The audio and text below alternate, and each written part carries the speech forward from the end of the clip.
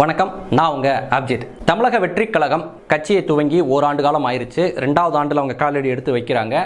இதை கொண்டாடும் விதமாக அவங்க பனையூர் அலுவலகத்தில் ஒரு நிகழ்வு மாதிரி ஏற்பாடு பண்ணி அந்த கட்சியினுடைய கொள்கை தலைவர்கள் 5 பேர் வச்சிருக்காங்க இல்லையா, அவங்களுடைய சிலைகளை எல்லாம் திறந்து வச்சாங்க. கடந்த இந்த ஓராண்டுகளில் தமிழக வெற்றி கழகம் கட்சி எப்படி பயணிச்சு வந்திருக்கு, அவங்க எதை நோக்கி பயணப்பட்டுக்கிட்டு இருக்காங்க, கட்சியில் இருக்கவங்களாம் எப்படி செயல்பட்டு இருக்காங்க, மக்கள் அந்த கட்சியை எப்படி பார்க்குறாங்க அப்படின்ற மாதிரியான விஷயங்களை 360 டிகிரியில் பார்க்க போகிறோம். அந்த கட்சியினுடைய குறை நிறைகள், பாசிட்டிவ் நெகட்டிவ், இதையும் தான் இந்த பதிவில் நம்ம பார்க்க போகிறோம்.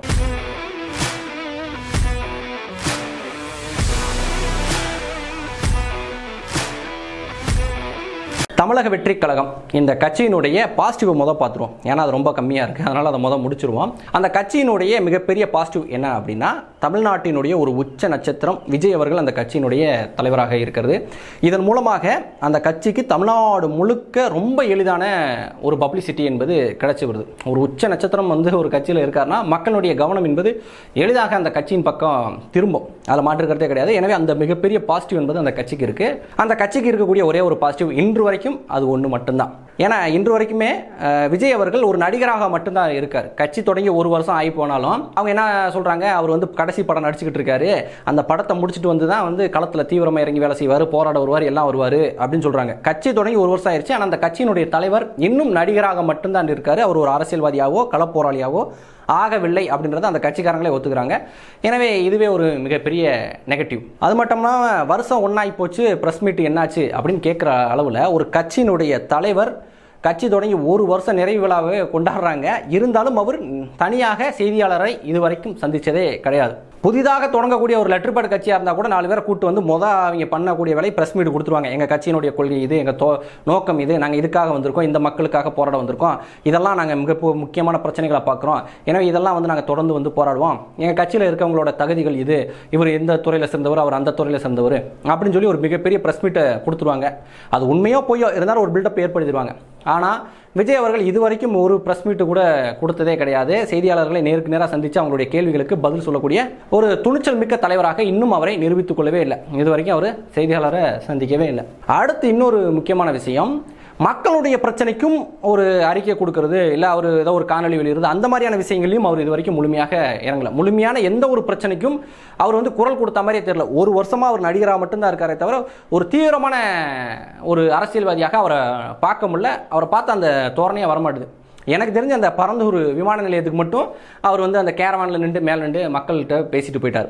ஏதோ ஒரு திருஷ்டிக்காக 1 வருஷம் ஒன்றுமே பண்ணலடா அப்படின்னு சொல்ல முடியாதுன்ற மாதிரி ஒரு திருஷ்டி மாதிரி பரந்தூர் விமான நிலைய பிரச்சனைக்காக அவர் மக்களை பூரா ஒரு இடத்துல இருந்து இங்கே கூட்டு ஒரு இடத்துல கூட்டி அவனுக்குள்ளே பேசிட்டு அப்படியே கிளம்பி போயிட்டார். அதோட அவருடைய கடமை முடிஞ்சு அப்படின்னு நினைக்கிறாரான்னு தெரியல. இது மட்டும்தான் எனக்கு தெரிந்து அவர் களத்தில் இறங்கி போராடின ஒரு விஷயம். அது களத்தில் இறங்கல, வண்டியில் நின்று பேசிட்டு போயிட்டார். அதன் பிறகு அவங்க கொள்கை தலைவராக சொல்லியிருக்காங்க இல்லையா, ஒரு 5 பேர், அதில் முக்கியமான ஒரு நபராக அவங்க சொல்றது பெரியாரைத்தான் அவங்க கொள்கை தலைவர் அப்படி இப்படின்னு சொல்லிக்கிட்டே இருக்காங்க.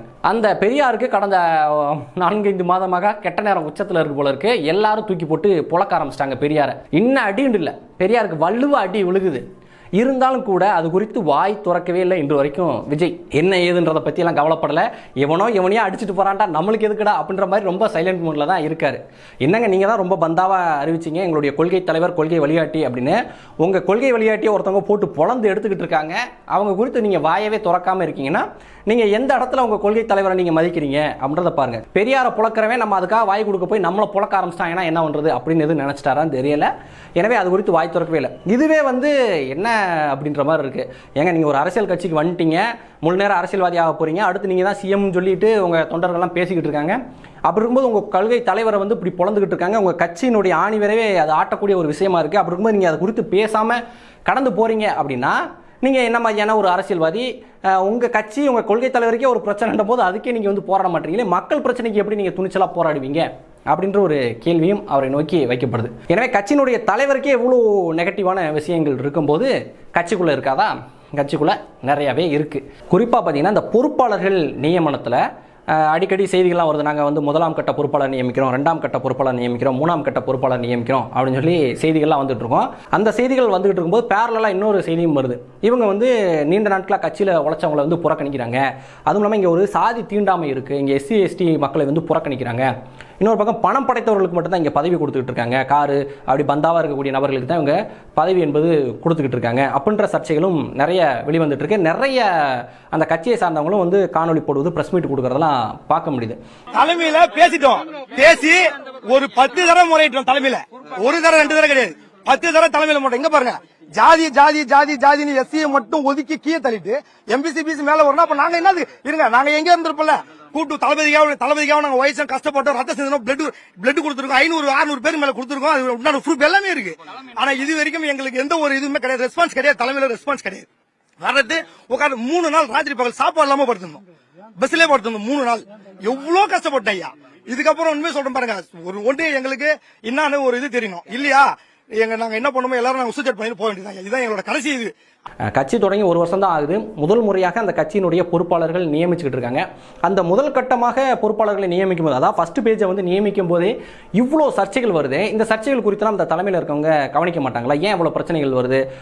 ஏதாவது ஒரு பகுதியில் இந்த மாவட்டத்தில் வந்துருச்சு, இல்லை இந்த இடத்துல வந்துருச்சு அப்படின்றது கிடையாது. பரவலாக அவங்க தமிழ்நாட்டில் பல திருநெல்வேலி, தேனி அண்ட் சென்னை பகுதியில், கடலூர் பகுதியில், இங்கிட்டு நிறைய இடங்கள்ல இருக்கக்கூடியவங்க இந்த மாதிரி செய்திகள் போடுவதை பார்க்க முடிஞ்சு. இப்போ தமிழ்நாடு முழுக்க இந்த கட்சியில் இவ்வளோ உட்கட்சி பூசல்கள் இருக்குன்னா இது குறித்து வந்து தலைமையில் இருக்கவங்களோ முக்கிய பொறுப்பாளர்களோ கவனிக்கவே மாட்டாங்களா?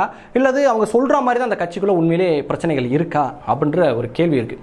உண்மையிலே அவங்க சொல்லக்கூடிய விஷயங்கள் அந்த கட்சியில் பிரச்சனையாக இருக்குன்னு வைங்க, பணம் படைத்தவர்களுக்கு தான் அங்கே பதவி அப்படின்னா இந்த கட்சி எப்படி ஏழை மக்களுக்கான கட்சியாக இருக்கும்? இது ஒரு பண்ணையார் கட்சியாகத்தானே இருக்கும். மீண்டும் ஒரு திமுக மாதிரியோ அதிமுக மாதிரி தானே அந்த கட்சி உருவாகிட்டு இருக்கு. நான் கூட ஒரு செய்தியில் பார்த்தேன், அந்த கட்சி பொறுப்பாளர் நியமன கூட்டத்துக்கு போகக்கூடிய அந்த பொறுப்பாளரை யாரெல்லாம் நியமிக்கப்படுறாங்களோ அவங்க எல்லாருமே டிடி எடுத்துகிட்டு போயிட்டு இருக்காங்க. 5000, 10,000, 15,000 அப்படின்னு சொல்லி டிடி எடுத்துகிட்டு இருக்காங்க. அதுவும் இல்லாமல் அந்த கட்சியின் பொறுப்பாளர்கள் வந்து இவ்வளோ குறிப்பிட்ட தொகை வந்து கட்சியினுடைய வளர்ச்சி நிதியா வந்து கொடுக்கணும் அப்படின்னு வந்து சொல்லப்பட்டதா சொல்றாங்க. கட்சி வளர்ச்சி நிதிக்காக குறிப்பிட்ட தொகையை காசோலையாக எடுத்துக்கொண்டு வந்திருந்தனர். மாவட்ட செயலாளர் பதவிக்கு 15,000 ரூபாய், துணை செயலாளர்கள் பதவிக்கு தலா 8,000, இணை செயலாளர் பதவிக்கு 8,000, பொருளாளர் பதவிக்கு 5,000 மற்றும் செயற்குழு உறுப்பினர்களுக்கு தலா 1,000 என நிர்ணயிக்கப்பட்டு கட்சி வளர்ச்சி நிதியாக வசூலிக்கப்பட்டது. என்னுடைய கேள்வி என்னன்னா, நீங்க கட்சிக்கு வளர்ச்சி நிதி கொடுக்குறீங்க அப்படின்னா அதை ஏன் டிடி எடுத்துட்டு போகணும்? இப்பதான் எல்லாருக்கும் ஸ்மார்ட் போன் இருக்கு, கட்சியினுடைய வங்கி கணக்கு எல்லாருக்கும் தெரிஞ்சுன்னா டக்குன்னு நீங்க ஒரு சில நொடிகள்லேயே அந்த வங்கி கணக்கு வந்து பணத்தை செலுத்தி விட முடியும். அப்படி இருக்கும்போது நீங்க போய் பேங்க்ல வரிசையில் நின்று பணத்தை கட்டி டிடியா வாங்கிட்டு போய் அதை போய் எதுக்கு கொடுக்கணும்? அப்ப அந்த பணம் வந்து எங்க போகுது? கட்சிக்கு போதா இல்ல அங்க கட்சியில பொறுப்பாளராக இருக்கக்கூடிய தனிநபர்களுக்கு அந்த பணம் போதா? இன்னொரு கேள்வி, அப்ப பணம் கொடுக்கக்கூடிய கெப்பாசிட்டி இருக்கக்கூடிய மாசம் 10,000 மாசம் 15,000 பணம் கொடுக்கக்கூடிய அளவில் கெப்பாசிட்டி இருக்கக்கூடிய நபர்களுக்கு தான் நீங்க பொறுப்பாளர் போடுறீங்கன்னா அப்போ உங்க கட்சியில ஏழைகளுக்கு வாய்ப்பே கிடையாதா? ஒரு ஏழை, ஒரு சாதாரண மிடில் கிளாஸ், ஏதோ ஒரு தொழில் செய்து குடும்பத்தை நடத்தி கொண்டிருக்கக்கூடிய ஒரு சாதாரண ஒரு நபர், கொள்கை பிடிப்பு இருக்கவங்க, விஜயை நேசிக்கக்கூடியவங்க, உங்க கட்சி மீது பற்றிருக்கக்கூடிய நபர்கள்லாம் வந்து பொறுப்பாளராகவே ஆக முடியாதா? அப்ப மீண்டும் ஒரு பண்ணையார்த்தனமான ஒரு பண்ணையார்களுக்கு வந்து நீங்க வந்து பொறுப்புகளை கொடுத்தீங்கன்னா அந்த பண்ணையார்கள் பணத்தை செலவு பண்ணி பொறுப்புக்கு வரவேன் அந்த பொறுப்பை பயன்படுத்தி பணம் சம்பாதிக்கணும் தானே நினைப்பான். எப்படி ஏழை மக்களுக்கு, எளிய மக்களுக்கு சேவை செய்யணும்னு நினைப்பான். அது மட்டும் இல்லாமல் இன்னொரு முக்கியமான ஒரு குற்றச்சாட்டு, அந்த ஜாதி ரீதியான பிரச்சனை. கட்சியில் வந்து சாதி ரீதியான பாகுபாடு இருக்கு அப்படின்னு சொல்லப்பட்டுக்கிட்டே இருக்கு. அப்ப இதுவும் வந்து ஒரு ஆர்எஸ்எஸ் மாதிரி இல்ல ஒரு பிஜேபி மாதிரி வந்து ஒரு உயர் சாதியினருக்கான ஒரு கட்சியாக மாறிக்கிட்டு இருக்கா? எல்லாருக்குமான, ஏன்னா நீங்க தமிழக வெற்றி கழகம்னா தமிழ்நாட்டில் இருக்கக்கூடிய எல்லா மக்களுக்குமான ஒரு கட்சியாக இருக்க வேண்டும். அதை விட்டு ஒரு குறிப்பிட்ட சாதியினர் இல்லாட்டி பட்டியல் சாதியினரை ஒதுக்கக்கூடிய ஒரு கட்சியாக இருக்கும் அப்படின்னா நீங்க எப்படி எல்லாருக்கும் பொதுவான ஒரு சேவையை செய்வீங்க? இப்போ இங்கே தமிழ்நாட்டில் நடக்கக்கூடிய தீண்டாமைகள் குறித்தோ இல்லை அந்த வேங்க வேல அந்த மலம் கலந்தது இந்த மாதிரியான சாதிய ஒடுக்குமுறைகள் குறித்தோ நீங்கள் எப்படி இந்த தைரியமாக வந்து குரல் கொடுப்பீங்க? இல்லை உங்கள் ஆட்சியில் வந்து இந்த மாதிரியான தீண்டாமைகள் அந்த மக்களுக்கு நடக்காது அப்படின்றதுக்கு என்ன மாதிரியான உத்தரவாதம் இருக்குது? நீங்கள் தான் அந்த பட்டியல் சமூகத்தில் இருக்கவங்கள பொறுப்பாளராக கூட போட மாட்டீங்களே, அப்புறம் எப்படி உங்கள் கட்சி இந்த ஒடுக்கப்பட்ட மக்களுக்கான ஒரு கட்சியாக இருக்கும் அப்படின்னு சொல்லி நாங்கள் நம்புவது? இது ஒரு மிகப்பெரிய கேள்வி. அடுத்து, இந்த பதவி வாங்கிட்டு போறாங்கல்ல பண்ணையார்கள், உண்மையிலே நிறைய பண்ணையார் தான் அந்த கட்சியில பதவி வாங்கியிருக்காங்க. அந்த பண்ணையார்கள் என்ன பண்றாங்க? மாவட்ட செயலாளர் ஆனோனே அப்படியே மிகப்பெரிய ஒரு ஊர்வலமாக, ஒன்றும் அவங்க பெரிய சாதனையை செய்து விடல, பெரிய விருதுகளை வாங்கி விடல, மக்கள் ஒன்று அவங்கள ஓட்டு போட்டு தேர்ந்தெடுத்து எம்எல்ஏவோ எம்பியாவோ ஆக்கிடல. புதிதாக தொடங்கப்பட்ட கட்சி, 1 வருஷம் ஆன ஒரு கட்சியில மாவட்ட செயலாளர் பொறுப்பை வாங்கியிருக்காங்க. அந்த பொறுப்பை வாங்கினதுக்காக அவங்க பண்ண அலப்பறைகள் இருக்கு பார்த்தீங்கன்னா, தமிழ்நாடு முழுக்க தேனியா இருக்கட்டும், மதுரையா இருக்கட்டும், அங்கிட்டு சென்னையா இருக்கட்டும், அந்த ஈசிஆர் சாலையில் அந்த போக்குவரத்துகள் நெரிசலான அந்த சாலையில் அந்த பொறுப்பை வாங்கின நபர் வந்து அப்படியே ஊர்வலம் மாதிரி போறாரு. அவரை சுற்றி கொண்டு ஒரு பெரிய கூட்டம் ஜே போட்டுக்கிட்டு, வாழ்க ஒளிக கோஷம் போட்டுக்கிட்டு அப்படியே மெதுவாக போகிறாங்க. பின்னாடி பார்த்தீங்கன்னா நிறைய வாகனங்கள் அந்த வாகன நெரிசலில் நிற்குது. இவங்க பார்த்தீங்கன்னா அலப்பறை பண்ணிக்கிட்டு இருக்காங்க. வேறு ஒன்றும் இல்லை, மாவட்ட செயலாளர் பொறுப்பு புதிதாக துவங்கப்பட்ட இன்னும் பதிவு செய்யப்பட்ட கட்சி தான், அது தமிழ்நாட்டில் அங்கீகரிக்கப்பட்ட கட்சி கிடையாது. ஏன்னா அவங்க தேர்தல் நின்று வாக்கு வாங்கணும், 8% மேலே வாக்கு வாங்கினா தான் அங்கீகரிக்கப்பட்ட கட்சியாகவே மாறுவாங்க. அப்படி பதிவு செய்யப்பட்ட ஒரு கட்சியில் ஒரு பொறுப்பாளர் ஆனதுக்கே இவ்வளோ அலப்பறை கொடுக்குறாங்கன்னா, இந்த கட்சி நாளைக்கு ஆட்சி அதிகாரத்துக்கு வந்துச்சுன்னா இந்த பண்ணையார்கள் இருக்காங்க இல்லையா, மாவட்ட செயலாளர் ஆயிருக்கூடிய இந்த பண்ணையார்கள், இவங்க எவ்வளோ அலப்பறையை கொடுப்பாங்க.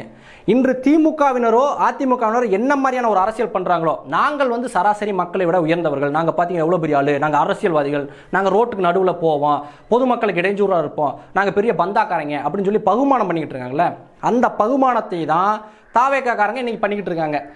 என்ன திமுக இருக்கக்கூடிய ஒரு மாவட்ட செயலாளரோ அதிமுக இருக்கக்கூடிய ஒரு மாவட்ட செயலாளரோ என்ன மாதிரியான ஒரு பகுமானத்தை பொதுவெளியில் பண்ணுவானோ அதே பகுமானத்தை இந்த தாவேக்கா மாவட்ட செயலாளர்கள் வந்து பண்ணிட்டு இருக்காங்க. அவங்களுக்காச்சும் 50 வருஷம் 60 வருஷம் ஹிஸ்ட்ரி இருக்கு, ஆளுங்கட்சியாக இருந்திருக்காங்க, எதிர்கட்சியாக இருந்திருக்காங்க, பல அரசியலை பார்த்து வந்தவங்க. ஆனால் இவங்க தொடங்கிய வருஷம் ஒன்று தான் ஆகுது, அதுக்குள்ளாட்டியுமே இவ்வளோ பகுமானம்னா உங்களுக்கெல்லாம் ஓட்டு போட்டு மக்கள் தேர்ந்தெடுத்தாங்கன்னா நீ மக்களை எம்பிட்டு சித்திரவதை பண்ணுவேன். சரி, இப்பயே உனக்கு இப்படி ஒரு பெரிய ஆளில் சுற்றி வச்சுக்கிட்டு நீ ஒரு பெரிய ஹீரோ மாதிரி, அப்புறம் நீங்கள் வந்து ஒரு பெரிய ஆள், சராசரி மக்களை விட நீங்கள் உயர்ந்தவர்கள் மாதிரி காட்டிக்கிட்டு இருக்கீங்களே, நீங்கள்லாம் ஆட்சி அதிகாரத்துக்கு வந்தீங்கன்னா எளிய மக்கள் உங்களை எளிதில் அணுக முடியுமா? இதே மாதிரியான ஒரு கூட்டம் தானே உங்களை சுற்றி எப்படியா இருக்கும்? அந்த கூட்டம் எப்படி மக்கள் உங்களை அணுக விடுவாங்க? நீங்கள் எப்படி மக்களை போய் நேரடியாக செஞ்சு அந்த மக்களுடைய பிரச்சனையை எப்படி தீர்ப்பீங்க? இதுதான் எங்களுடைய கேள்வி. இப்பயே ஒரு மாவட்ட போருக்கே இவ்வளோ பகுமானம் பண்ணுறீங்களே, நீங்களாம் அதிகாரத்துக்கு வந்தால் எவ்வளோ பகுமானம் பண்ணுவீங்க? அப்போ நீங்கள் எளிய மக்களுக்கான அரசியல்வாதிகளா? அப்போ நீங்கள் யாருக்கான அரசியல்வாதிகள்? அப்போ நீங்கள் உங்களுடைய நோக்கம் என்பது மக்களுடைய பிரச்சனையை தீர்க்கக்கூடிய ஒரு போராளி அரசியல் கிடையாது, ஒரு பகுமான அரசியல், ஒரு பண்ணையார் அரசியல், ஒரு பணக்கார தன்மையான அரசியல், அதிகார வேர்க்கை இருக்கக்கூடிய ஒரு பணக்காரர்கள் செய்யக்கூடியது. எனக்கு பணம் இருக்குப்பா, கார் இருக்கு, என்னை சுற்றி ஜெய போடுறதுக்கு 10 பேர் இருக்கான், எனவே எனக்கிட்ட இல்லாத ஒன்று அதிகாரம். அந்த அதிகாரம் இந்த கட்சியின் மூலமாக கிடைக்குது, எனவே அதிகாரத்தை நோக்கி நகரக்கூடிய பணக்காரர்களுடைய கட்சியா அப்படின்றதான் என்னுடைய கேள்வி. ஏன்னா நடக்கக்கூடிய விஷயங்கள் அந்த மாதிரி இருக்கு. கொள்கை கோட்பாடு அற்ற பணக்கார பண்ணையார் கூட்டம் தான் இந்த தாவேக்கா கட்சி கூட்டமோ அப்படின்னு தான் தோணுது.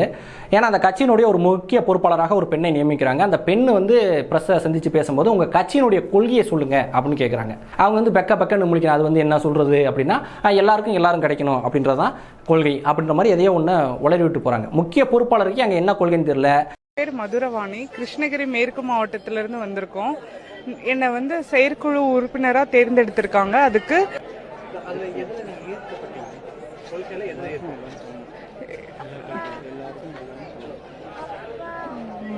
வந்து இப்ப நான் என்ன உங்கள்கிட்ட சொல்றது, எல்லாருக்கும் எல்லாமே சமமா பகிர்ந்தளிக்கப்பட்டிருக்கு. பெண்கள் கட்சிக்குன்னு ஒரு சரியாக இதாப்பா கொள்கை அப்படின்னு சொல்லு விதமா அங்கே ஒன்றுமே கிடையாது.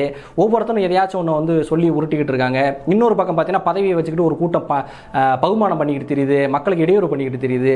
இப்படி இந்த கூட்டம், கொள்கை கோட்பாடு அற்ற இந்த கூட்டம் எப்படி நாளைக்கு நல்லாட்சி கொடுக்கும்?